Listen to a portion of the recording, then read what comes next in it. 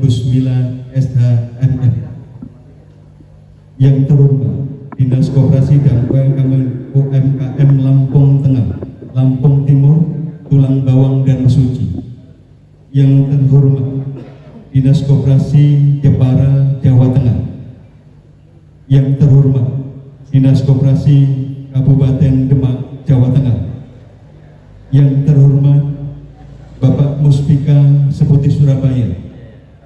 Yang terhormat Bapak Dan Ramil Seputi Surabaya. Yang terhormat para pendiri, Dewan Asatid, Dewan Manajemen, para karyawan pengelola BMT Aramah Jaya Mulia. Yang terhormat Bapak Kepala Kampung Kaibaru II, juga yang terhormat para hadirin, para pengusaha-pengusaha sukses se-Lampung, serta yang kami sayangi, yang kami hormati, para pengelola kesatria santri Aramah Jaya Mulia, dari supervisor, manajer, juga seluruh tim yang hari ini hadir di Podomoro Meeting Point dalam acara rapat anggota tahunan tahun buku ke-14 tahun 2024. Serumpun ujian puja dan puji pada Azza wa Jalla yang sangat pantas kita ucapkan bersama dengan sepenuh hati dan seluas jiwa, yang selalu merasa dalam rengkuan hamparan nikmat yang tiada terkira di tiap nafas yang terhembus dan di tiap lafaz alhamdulillahirabbil alamin. Kedamaian, kesehatan, kesempatan, kebersamaan yang kita rasakan bersama saat ini adalah berkah melimpah, tumpah tercurah, membasuh basah wajah-wajah penuh berkah.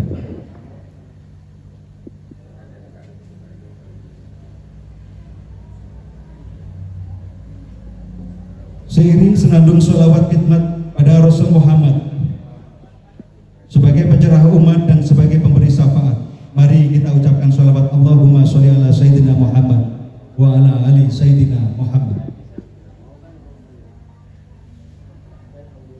Bapak Ibu hadirin rahimakumullah, sebagai kepala lembaga koperasi yang bergerak di bidang keuangan, tentu kami sangat mengamati perkembangan politik, ekonomi, bahkan kami selalu membaca isu-isu yang terjadi pada saat ini.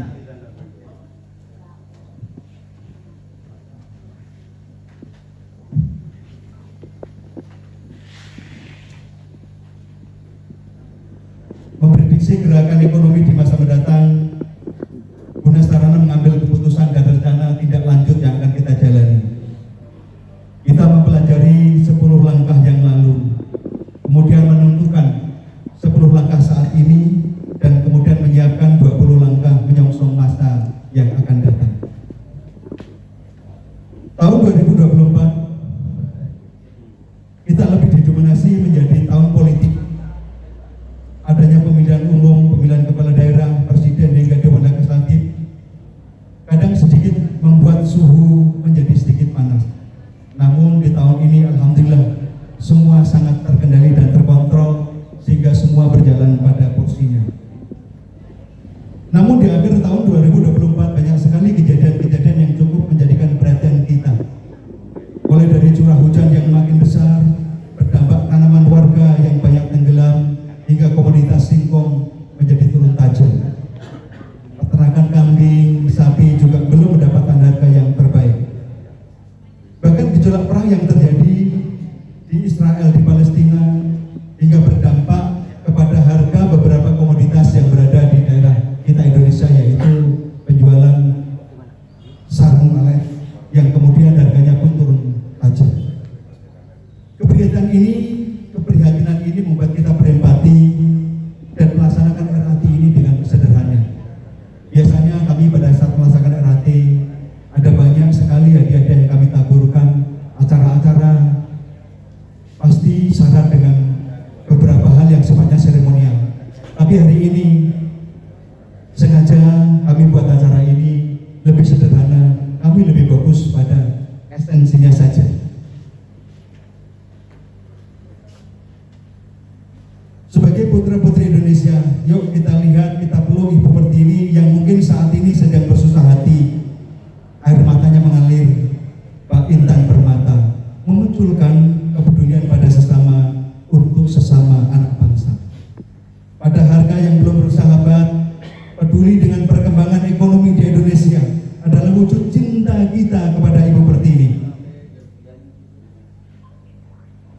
ikutan merasakan nasib Pak Yanto yang berjualan cilok, gimana agar usahanya besar. Ikut merasakan pedihnya Pak Harmono sebagai sopir pengangkut singkong yang hari ini muatannya sepi karena harga singkong turun dan para petani menunda untuk memanen singkongnya. Ikut perhatian pada Lex Sutris yang hari ini mereka berternak ayam tetapi harga pakan sangat melambung sehingga tidak sesuai hasil penghitungannya. Mas Sumono yang hampir cerai karena penghasilannya sebagai kuli di pasar sangat tidak memenuhi karena turunnya daya beli dari masyarakat. Juga Mbak Saroh sang janda penjual kerupuk yang harus menghentikan usahanya karena kerupuknya tidak lagi berjalan karena daya beli masyarakat menjadi menurun. Karena mereka lah adalah juga putra-putra Pertiwi. Bapak Ibu, hari ini kami hadirkan Bapak Ibu di sini. Kami peduli dengan mereka semuanya. Kami juga peduli dengan Bapak Ibu. Bahkan Bapak Ibu yang ada di sini sebagai kepedulian kami, sebagai empati kami, apa yang Anda butuhkan kami cukupi. Saat ini jika ada yang butuh duit, kami kasih. Kalau ada yang butuh beli mobil, beli motor, kasih. Kalau ada yang membangun rumah, saya kasih.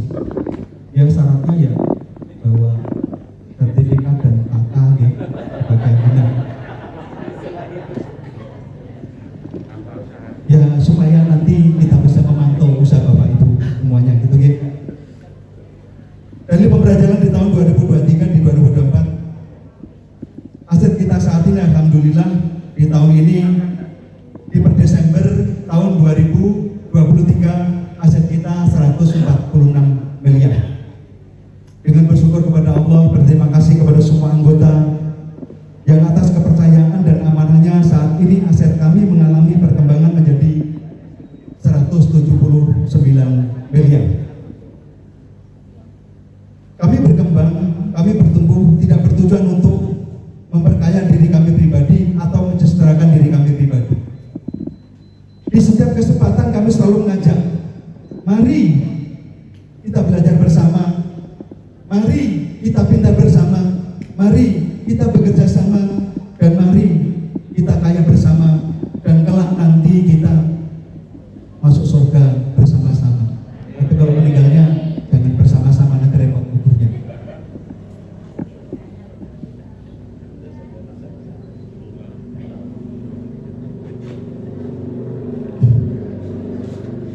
Bapak Ibu hadirin rahimakumullah. Lingkungan yang damai, tidak ada pertengkaran, tidak ada perselisihan. Ramah, saling tegur sapa dengan senyum yang manis dan penuh rasa persaudaraan, harmonis, saling menghargai dan saling memahami, nyaman dengan penuh ketenangan, sejuk, rimbun, lega, ceria, sejahtera, berkecukupan, tidak ada kekurungan, cukup sandang dan pangan, berkeadilan, tidak ada kedaliman, saling pengertian, tidak ingin menang sendiri, aman, tidak ada ketentraman, pencurian, berketuhanan, semua memperhatikan ibadahnya di setiap masjid, surau, mushola atau di tempat ibadah agama lain, rumah-rumah yang basah dengan bacaan Al-Quran, semua penduduk yang menjalankan tugasnya dan bekerja sebagai mestinya adalah dambaan kita bersama. Nah, bagaimana ini menjadi terwujud di Lampung Tengah, utamanya di Lampung, Sumatera hingga di Indonesia? Pertama, mari kita saling ingin yang sama, ingin saling bergerak bersama, sevisi dan sewisi dalam mewujudkan keinginan itu dan tergabung dalam kebersatuan untuk menata ekonomi kita bersama-sama. Dalam ERT kali ini sengaja kami hadirkan Bapak Ibu dari berbagai pelosok daerah yang saya tahu hari ini didominasi dari pengusaha-pengusaha yang sukses dan sunrise. Jadi kan semuanya ada di sini adalah bagaimana kita bisa mewujudkan rencana kita bersama untuk mewujudkan daerah kita yang aman, tentram, damai. Kalau slogan Pak Tito itu bagaimana membuat Lampung Tengah menjadi semakin berbenah. Mari kita benahi tatanan-tatanan yang saat ini baik. Keamanan-keamanan yang kurang aman, terutama di bidang ekonomi, kami benar-benar sikap tanggap untuk membantu Bapak Ibu Saudara dalam memperbaiki ekonomi masyarakat Lampung Tengah. Maka dengan hadir panjenengan ke sini semuanya, nanti kita bersinergi, kita bekerja sama, menyamakan visi dan visi. Anda punya modal atau Anda punya usaha, kami punya modal atau sebaliknya, kita bisa saling berintegrasi untuk kemudian bekerja sama, memberikan lapangan pekerjaan yang begitu luas untuk masyarakat Lampung Tengah dan Lampung umumnya. Bapak Ibu hadirin, mungkin di setiap saat kita mendengar sulitnya mencari pekerjaan. Banyak orang-orang yang mengeluh sulit untuk cari pekerjaan, tapi pada dasarnya tidak banyak yang mengakui bahwa sebenarnya banyak sekali lembaga-lembaga yang membutuhkan lapangan, membutuhkan skill, membutuhkan orang-orang yang ahli di dalam pekerjaannya.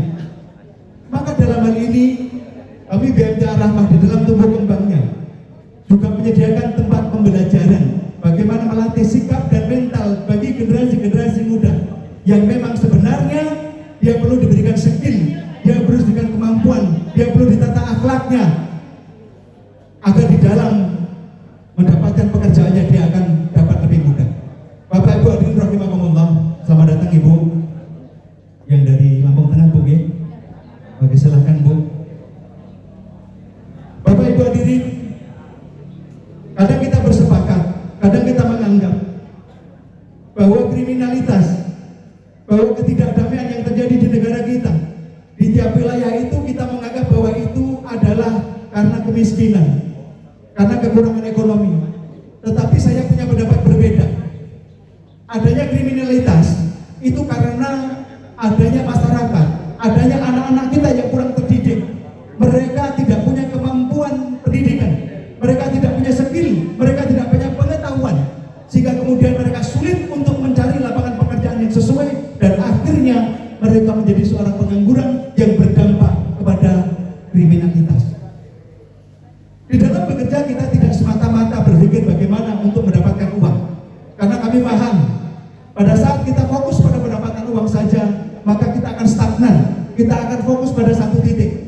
Tapi kita belajar bahwa sebenarnya di dalam bekerja yang paling penting, aset terbesar menghasilkan uang adalah diri kita sendiri. Bagaimana diri kita kembangkan untuk menjadi punya skill, bagaimana diri kita kembangkan untuk punya pengalaman, bagaimana diri kita untuk terjalin dengan berbagai jaringan, terkoneksi dengan orang-orang yang punya potensi, sehingga uang akan terus terproduksi. Kalau kita berpacu kepada tenaga kita saja, kalau kita fokus pada uang saja kita, berapa yang akan kita hasilkan? Tanpa melakukan pengembangan diri, tanpa memperbaiki skill, tanpa memperbaiki jaringan, tanpa memperbaiki pengetahuan kita. Bapak Ibu yang terakhir, jika dari mendung, mungkin Allah sedang memperindah pertemuan kita agar kita bisa menjadi lebih sejuk dengan panorama mendung dan hujan. Kalaupun nanti jika ternyata suasana menjadi cerah, mungkin Allah menginginkan bahwa masa depan kita semakin cerah, bahwa Allah menginginkan pertemuan kita diwarnai dengan senyum cerah, merekah, tanda persahabatan yang erat menuju berkahnya Allah Subhanahu wa taala. Bapak Ibu, demikian yang saya sampaikan. Kurang lebihnya mohon maaf. Wassalamualaikum warahmatullahi wabarakatuh. Wassalamualaikum warahmatullahi